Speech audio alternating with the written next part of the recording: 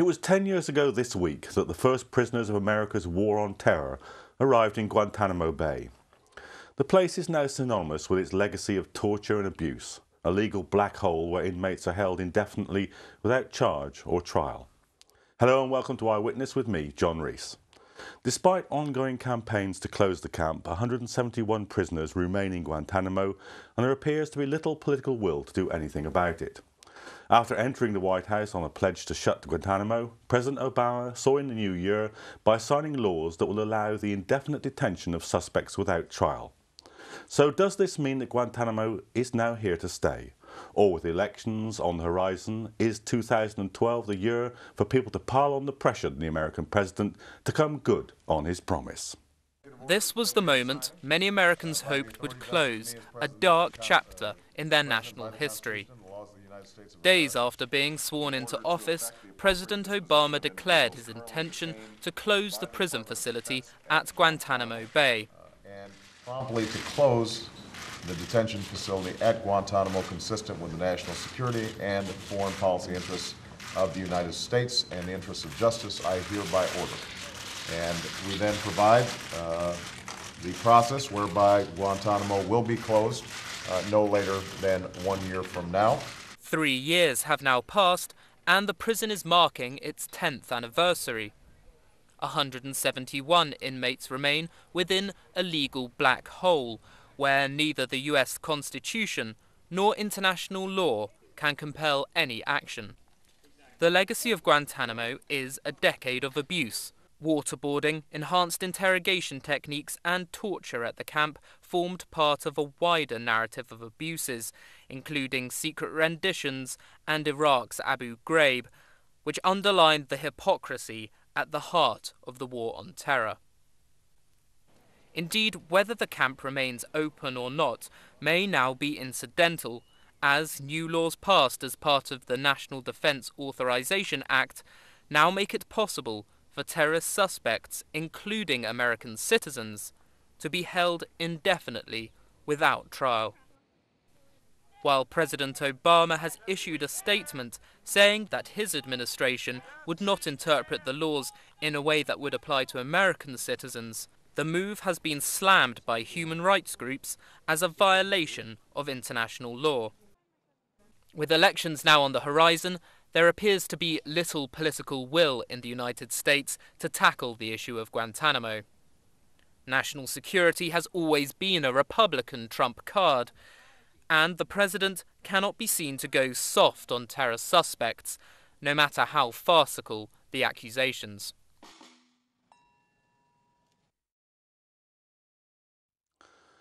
Well, joining me in the studio today is Dan Veisnik of the London Guantanamo campaign. Also joining us over the phone from Washington is Reverend Richard Killmer, Director of the National Religious Campaign Against Torture. Welcome to you both. Dan, just tell me, what do you think the state of play is now with Guantanamo? Are we likely to see its closure, or is it here to stay? Well, it's looking less and less hopeful. I mean, there's the bill passed last year in Congress, which basically prohibited any funding for transferring prisoners to the US mainland to stand trial in civil courts, and also to block transfer of cleared prisoners to third countries. And with the passage of the National Defense Authorization Act, that's another nail in the coffin for for any chance of due process for those who remain in Guantanamo and for those who have been cleared for release. Unless the Secretary of State says that it certifies that a country is okay for the prisoners to be returned to, there's no chance. And Shaka Amos, the British resident, still remains in Guantanamo because the Defence Secretary has not certified the UK as a safe place to return to, even though all of the British citizens and residents who have been returned to the UK, none of them have gone back to, none of them have been involved in any criminal activity since their release. So it seems bizarre that the Secretary of State doesn't consider the UK a safe place in which Shaka Amos can be returned. Richard Killmer joining us from the States. Welcome to the programme. Thank you for coming on. Thank you. Can you just give us your view? Do you think that there's any prospect of Obama fulfilling his election promise and closing it, or do you think that the camp is now going to be a permanent part of the political landscape? Well, I guess I don't think it's going to be a part of the permanent landscape, but it certainly is going to be with us for a couple of years. As your other guests mentioned, things in this country are really odd politically right now, and it's just very difficult to see a way out of this one. President Obama, I am sure, wants to close Guantanamo. Absolutely wants to close Guantanamo. He knows that it's a powerful symbol that has caused a great deal of harm around the world, and certainly in our country as well. And he understands that.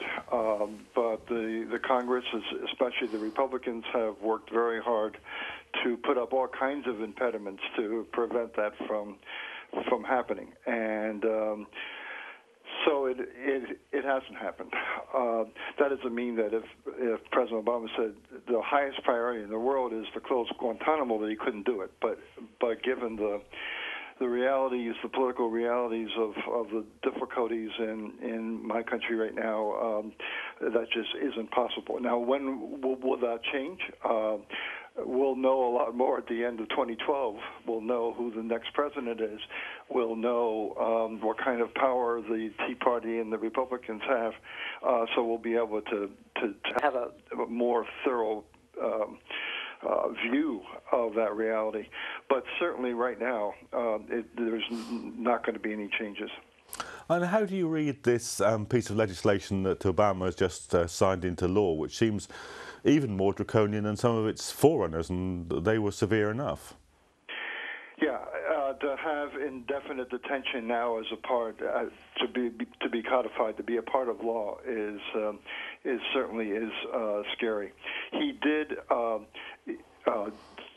sign what's called a signing statement, which says that he has the power to not implement all of the elements of the National Defense Authorization Act, and I think that is his intention. I mean, he certainly isn't going to arrest Americans on American soil and put them in prison indefinitely.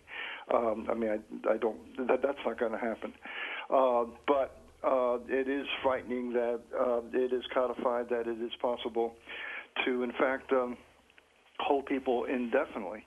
And it's obviously contrary to the Constitution. I'm sure there'll be all kinds of legal challenges based on our Constitution. But it is a frightening matter. There was an amendment that was offered at the end of the debate, which says that, in essence, this doesn't change anything. And that passed, and the people from the Armed Services Committee, in fact, supported it, the people who brought the indefinite detention originally. So, again, it's just very difficult to even know what that means. So there's a lot to be worked through. There's a lot to be tested in courts, is my guess. But it's a challenging time. Mm. Dan, what is actually happening with Guantanamo itself at the moment? Is it simply that they've got this kind of, last 171 prisoners that they don't quite know how to get rid of, or are they still adding prisoners to it? Because I thought that Obama's strategy early on was to kind of run down Guantanamo, but to enlarge the Bagram Air Base, which is a similar facility in Afghanistan. Well, it seems that since Obama took office, his policy has been to certainly not to add any more prisoners, transfer any more prisoners to Guantanamo, and to seek to clear the prison out so that it could be closed down. But that whole process seems to have stalled now. The last prisoners to have released, to have left Guantanamo, have left in body bags. So it seems that under Obama, the only way out of Guantanamo at the moment is in a body bag. Those aside, I mean, there are negotiations going on as part of the the negotiations with the Taliban with regard to Afghanistan about transferring out some of the Taliban prisoners. But those aside, there's no talk of any movement either for those 89 prisoners who have been cleared for release or any of the others. And now there is in fact talk that new prisoners could in fact start being transferred to Guantanamo so that it could have a second lease of life, as it were.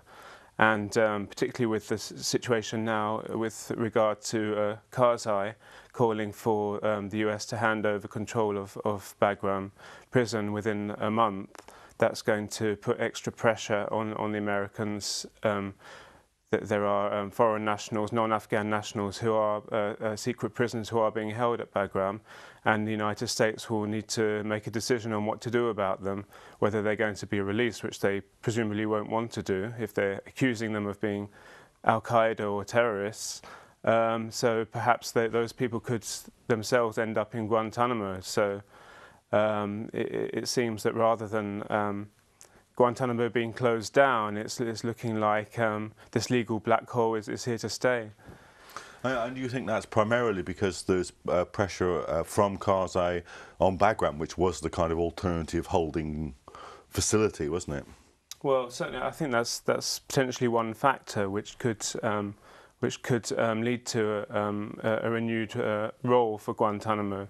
And Guantanamo has become such a powerful symbol around the world for all the injustices that have been committed in the name of the war on terror.